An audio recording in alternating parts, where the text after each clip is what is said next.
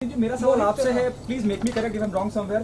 क्या ये पहली बार ऐसा हो रहा है कि राज्यसभा टीवी प्रेजेंट राजदेश, या इससे पहले भी फिल्में हो चुकी हैं? और अगर पहली बार हो रहा है तो पहली बार हो रहा है यकीन, अगर आप दुनिया में देखिए if I can continue my question sir, अगर पहली बार हो रहा है तो उसकी क्या खास वजह? और ये एक कमर्शियल सिनेमा है, शायद इसकी जो फंडिंग होगी वो सरकार की तरफ जाए या पार्लियामेंट तक पहुंचे या देश हित में और लगाया जाए। ये किसका आइडिया था कि फिल्म प्रोड्यूस करनी और इस लेवल पे कमर्शियल एस्पेक्ट से? ये आइडिया नया नहीं है। अगर आप देखिए दुनिया में जितने पब्लिक ब्रॉडकास्टर हैं बड़े देशों में, जर्मनी में, फ्रांस में, यूके में, यूएस में, वो फिल्में बनाते हैं। हमारे यहाँ क्योंकि 70 साल की यात्रा है, बहुत अमीर मुल्क नहीं था, पब्लिक ब्रॉडकास्टर्स के पास वो स्पेस नहीं थी, तो वो नहीं हुआ। राज्यसभा टीवी जब बना तो ये तय हुआ, सब पार्टीज इसमें शामिल है थी, गवर्नमेंट का तो है नहीं है इसमें, जो हमारी कमेटी है सारी पार्टीज के मेंबर उसमें रहते हैं। तो ये वो कुछ चीजें जो देश में नहीं हुई हम वो करें। और अब जो कमेटी में एक्चुअल में डिस्कशन हुआ था ये कि फिल्मों का रोल क्या है इस देश में, उसमें सीताराम येचुरी थे, उस समय राजीव शुक्ला थे, जावेद अख्तर थे, श्याम बेनेगल थे, मुंगेकर थे, सतीश चंद्र मिश्रा थे, चंदन मित्रा थे, ये सब लोग तो उस कमेटी के मेंबर थे।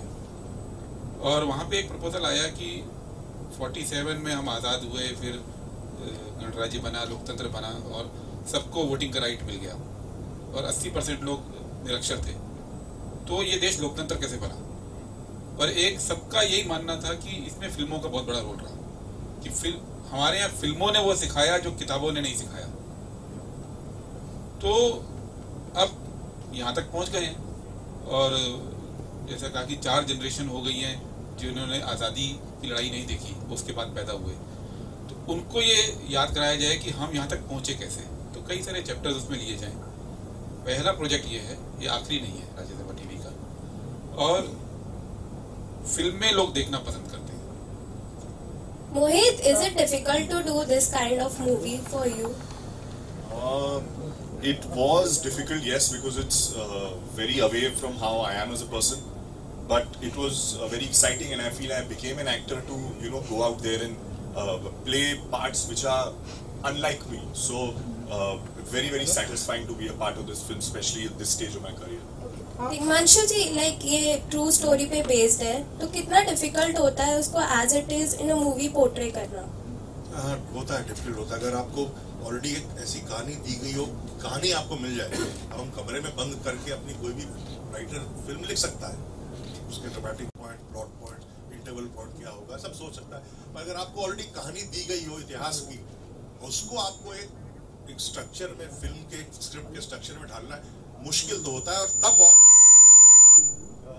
जब आप उसके साथ छेड़छाड़ करने की आपको इजाजत ना हो और आप करना भी ना चाहें, और क्योंकि बहुत, जैसे मैंने कहा, बहुत रीसेंट हिस्ट्री है इसके बारे में, अगर मैंने जरा भी कुछ करूंगा तो एक तो मैं करूंगा नहीं, क्योंकि मैं तो हिस्ट्री का स्टूडेंट हूँ, मैं हिस्ट्री से मुझे बहुत प्यार है, तो उस तरह की लिबर्टी मैंने जरा भी नहीं ली है। हर सीन फिल्म का कहीं ना कहीं किसी न किसी किताब में डॉक्यूमेंटेड है, कोई उंगली नहीं उठा सकता इस पिक्चर में। दिग्मांशन जी, यहाँ पे इस फिल्म के लिए क्या आपको राज्यसभा में अपना स्क्रिप्ट सबमिट करनी पड़ी थी? और दूसरा सवाल कि उन्होंने किस किस तरह की सहायताएं आपको से इस फिल्म के निर्माण में?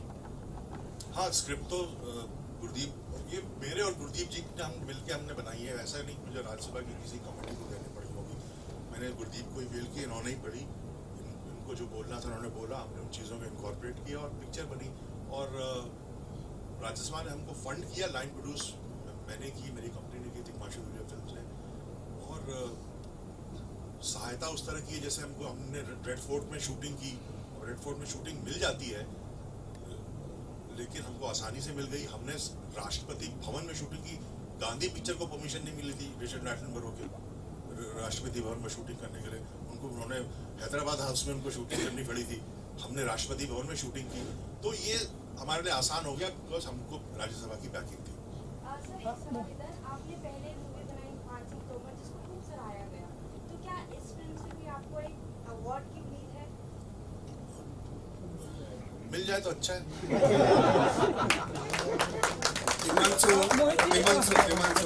सुभाष चंद्र बोस केंद्रीय किरदार हैं, भले ही छोटा सा इसमें किरदार है, तो उनको कैसे आपने चयन किया? आप ये चयन कैसे क्या होता है? उनका चयन ऐसे हुआ कि मैंने एक और फिल्म बनाई है, उसका नाम बुलेट राजा के बाद मैंने एक फिल्म बनाई है यारा, जो भी रिलीज है, end of the year release होगी। तो 4 दोस्तों की कहानी है, उसमें से केनी जो है ये एक 4 दोस्त है। तो फिल्म हो गई भी, हम लोग सुभाष चंद्र बोस किसको बनाए ऑलरेडी श्याम बेनेगल साहब ने बना चुके थे सुभाष चंद्र बोस। तो और सडनली मुझे लगा कि घर में बैठा है, तो इसको मैंने बोला, इसने हाँ के बेचारे उन्होंने सारे बाल भी कटवाए। ये तो केनी बता पाएगा आपको ज्यादा।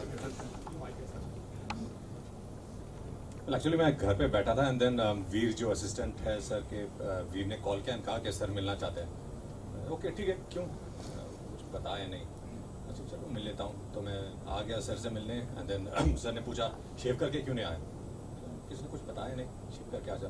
तो मैं फुटपाथ पे गया, शेव करवा के आ गया एंड देन सर ने बोला हाँ चश्मा ले आ।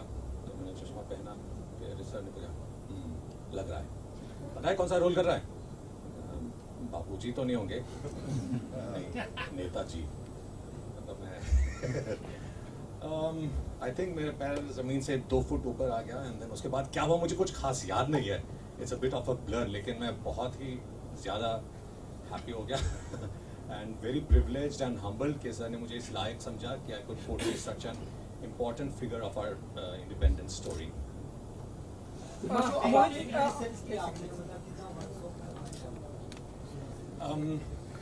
मैं एक चीज आपको इंट्रोडक्शन दूं, केनी जो है ये असम से है और असम ये डायरेक्टर है। इन्होंने 2 असमीज फिल्म बनाई है, अभी इन्होंने एक फिल्म बनाई, तो इनके अंदर एक डायरेक्टर ऑलरेडी है, तो इनको मुझको ज्यादा डायरेक्ट करने की जरूरत नहीं पड़ी। तो आपका कितना इनपुट था, मतलब आपके कैरेक्टर बिकॉज़ आप डायरेक्शन नहीं कर सकते? इनपुट तो बहुत सारे थे सर के, बिकॉज मैं बहुत कुछ सीख चुका हूँ। आपके सवाल का जवाब, काफ़ी रिसर्च की मैंने, इन द सेंस 3 किताबें मेरे लिए सबसे बड़े सोर्सेज थे, his majesty's opponent, brothers against the Raj और द फॉरगॉटन आर्मी। तो इन 3 किताबों से मुझे पता चला about Netaji's thoughts about his life, his biography and specially the INA, Indian National Army ने क्या क्या कैसे फॉर्म हुई एंड उनका कितना बड़ा रोल था in India's independence. Apart from that Netaji के काफ़ी स्पीचेस एंड वीडियोस मैंने देखे एंड सुने, try to pick up speech patterns on, और हमने डिसाइड किया कि एक एक्सेप्टेबल लेवल के सिनेमैटिक भी हो and at the same time true to Netaji as possible, एक वो हमने एक बैलेंस सॉर्ट ऑफ डिसाइड कर लिया। एंड टिशू सर खुद एक मास्टरफुल एक्टर हैं, तो एकदम छोटे छोटे इनपुट्स देते वो which would make the performance very real, very natural. ये तो डिटेल्स में मुझे काफ़ी सारे इंसिडेंट्स याद हैं, बट सम अदर टाइम। आपके अंदर भी एक कलाकार है, तो आपने क्या इसमें कोई रोल प्ले किया? जब तक सिनेमा बनता रहेगा। अच्छा मोहित जी, क्योंकि आपसे जानना चाहूँगा, अब आने वाले दिनों में लोग आपसे पूछेंगे कि सेम डेट पर 2 भाइयों की फिल्म आ रही है, एक आपकी और अर्जुन की भी फिल्म आ रही है, तो आप मानते हैं या हम ऐसा माने कि इस डेट 28 जुलाई को 2 भाइयों का टफ कंपटीशन हमें देखने को मिलेगा सिनेमा घरों में, बॉक्स ऑफिस पर? मैं तो यही कहूँगा कि हम उस दिन बात कर रहे थे इसी बारे में, और अर्जुन ने मुझे यही बोला कि ये it's like a family week, कि आप अगर आप कॉमेडी देखना चाहते हैं वो भी मिलेगी, अगर आप दूसरे जॉनर की पिक्चर देखना चाहती है तो वो भी मिलेगी। There are 2 different types of movies, so I think both will find the audiences and both should fill the theatres and do roaring business.